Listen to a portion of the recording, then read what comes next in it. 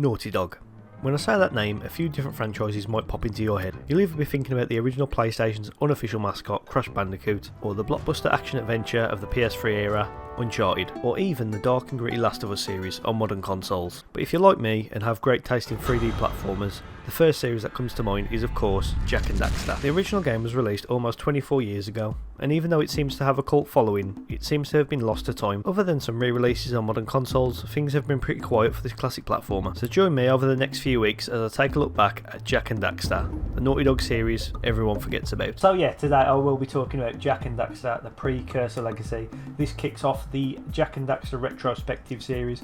It's a series I wanted to talk about for a while. It's one of my favourites off the PS2 era, and yeah, the series has a lot of changes over time, so it's going to be a fun series to talk about. But yeah, I'm not going to keep this intro too long, I'm just going to get straight into the video. So yeah, without further ado, here's Jak and Daxter, the Precursor legacy. In the 90s, Naughty Dog produced one of the most iconic games on the PS1. This, of course, was Crash Bandicoot. Along with its sequels, Crash would become the unofficial mascot of the system. I say unofficial because Naughty Dog at the time were a third-party publisher, and the Crash Bandicoot franchise belonged to the Universal Interactive Studios. After the transition into the next generation of consoles, Sony acquired Naughty Dog, but not the Crash Bandicoot IP, so this meant that the studio would have to start from scratch on a brand new series in the PS2 era. Work started on the game in 1999 and was codenamed Project Y.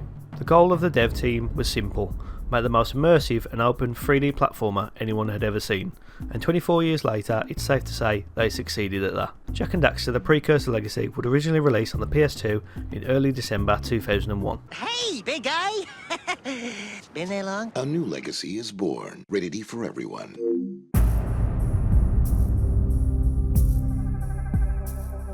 The story of Jak and Daxter is what you'd expect from a collectathon platformer. You play as Jak, the hero, trying to stop the bad guys from taking over the world. But to do this, you need to collect Power cell! Power cell! Power cell! Power cell! bolts. For the last time, I'm not playing Ratchet and Clank. Absolute fraud. The game begins with Jak and Daxter exploring Misty Island, where Daxter accidentally falls into some dark eco, turning him into an ottsel. That's a half otter, half weasel, if you were wondering. The funny thing is, I played Jak 2 before the original, so when I first saw this cutscene, I spent the whole time thinking, who the fuck is that guy? The two then head back to the main island, where they speak to Samos, a sage, who's going to help them try and get Daxter back to his original form. Bit of a spoiler alert, I don't think that's going to happen. They then discover that the other sages around the world are missing, and they have to stop the game's main antagonists, Goal and Maya, who are using the dark eco and the lurkers to try and take over the world.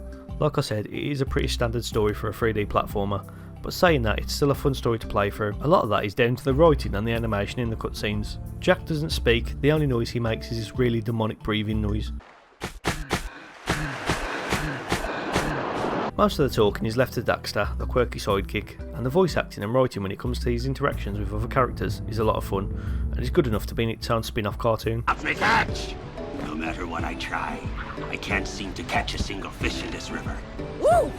Maybe it's your breath. Speaking of voice acting, can someone please check on the soldier's Japanese voice actor? Because Jesus Christ, he sounds like he's fighting for his life.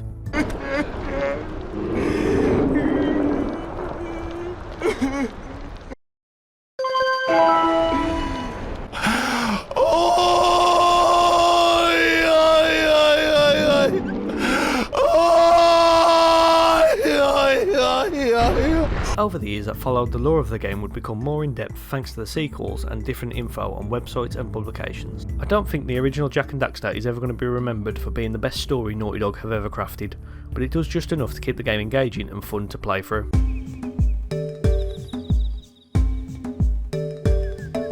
It's crazy to think that this game is almost 25 years old, because it still feels and looks great. The controls are responsive and the animations are clean. It's clear to see that the devs look at every little detail in the way Jak moves, and even how Daxter reacts to certain actions. Like when you do a spinning move, you see him hold on for dear life. Jumping into this game didn't feel that jarring, as most old games can. I mean, the inverted camera is a bit annoying for like 5 minutes, but you just get used to it. I think the main reason why the game works so well is its simplicity in its controls. Throughout the game you have the same attacks and moves you've had the entire time, except for maybe the yellow eco that lets you shoot fireballs, which is introduced halfway through the game.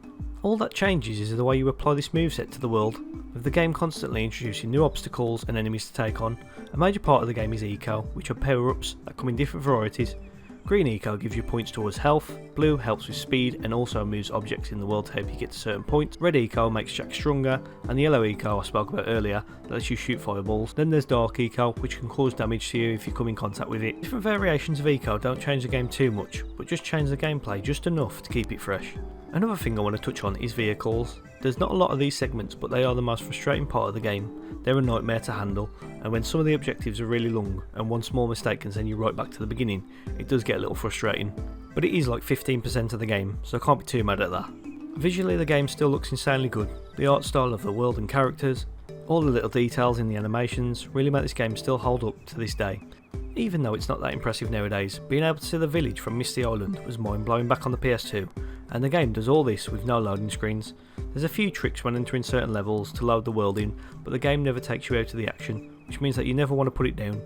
Overall, I really don't have much to complain about when it comes to the way the game plays and looks. The fact that this game was released when I was 5 and now I'm almost 30, and it still plays and looks just as good as it did back then, it's easy to see which one has aged better. Especially with that massive bald spot on the back of your head. I don't care what you say, I am not playing Ratchet and Clank, okay?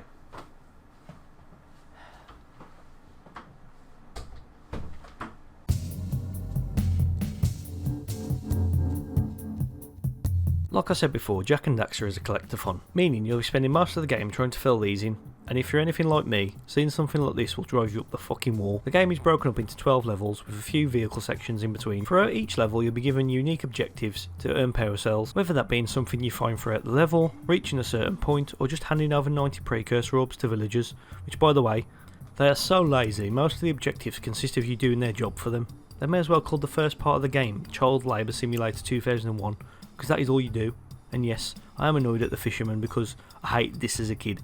Even though I did it first time now, doesn't mean I forgive all the pain I went through back then. Most of the objectives are unique. It's very rare you feel like you're doing the same thing twice, whether that's racing around on a zoomer, chasing pelicans before they take the power cells, or helping this guy find his muse. Right, so you say you're looking for your muse. Have you got a description? It's a little glowing squirrel about your size. Right, big gold squirrel. Yeah, any other features? Full of spunk. I beg your pardon? What have you been doing to that poor animal? One other thing to mention is that there are some objectives in one level that are connected to another. For example, I was trying to reach this building on the beach, and after about 20 minutes I gave up because I knew it was something really simple I was missing. It turns out you have to complete an objective in the jungle to complete the one on the beach. It makes the whole world feel connected. The game has 101 power cells to collect, and to be honest they're pretty easy to do. I mean, each level took me about half an hour to complete, except for Spider Cave. That took about 2 to 3 working days.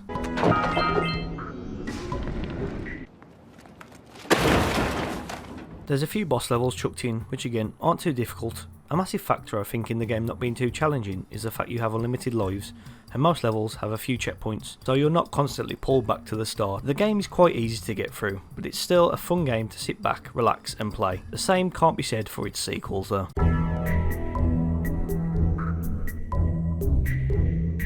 Like I said previously, the game is broken up into 12 different levels, all having a distinct look and personality to them. There are 3 hub worlds that connect to the main levels throughout the game. No 2 levels feel the same, keeping the game fresh. One minute you're in the jungle, and next you're exploring the dark misty island, or a snowy mountain, and then a cave filled with spiders. The game does a really good job making the levels slightly more complex as you go through the game. Like Sentinel Beach is pretty easy, compared to the boggy swamp. I spoke about it earlier, but I love how all the worlds are connected, and the fact that you can see the hub worlds from far away, whether you're on Misty Island or the snowy mountain top. Each level also has its own unique enemies, again adding to the look and feel of each level, whether that be the bats in the swamp or the snakes in the jungle, or you know, these little knobheads, which for some reason you need the reflexes of a fucking cat to dodge them. They could have easily just added the same enemies to each level, but that's not how Naughty Dog do things. Every detail, small or large, was considered, especially when it came to the game's world. The game also had a day and night cycle, which back in 2001 was insane, and this was one of the first games to do it, completely changing the look and atmosphere of some of the levels. Oh, and the soundtrack is an absolute banger as well. Each level having a distinct sound which matches the level perfectly, and also having remixes to match certain objectives or characters within the world.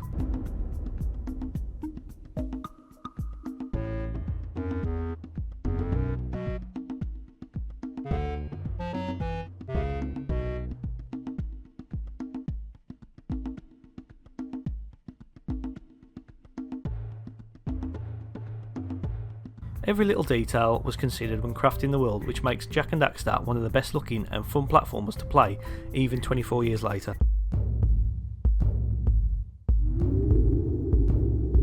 Whilst games like Crash Bandicoot, Uncharted and The Last of Us get all the attention when it comes to Naughty Dog franchises, I still think one of their best triumphs in gaming was making Jak and Daxter. On the surface it is a generic 3D platformer, but once you play it you realise it's much more than that. It's still fun to play almost 25 years later and still looks just as good as it did back then. And a major part of that was the devs' attention to every detail, something that Naughty Dog would be known for in years to come. The series would change a lot over its sequels in terms of tone, gameplay and even genre.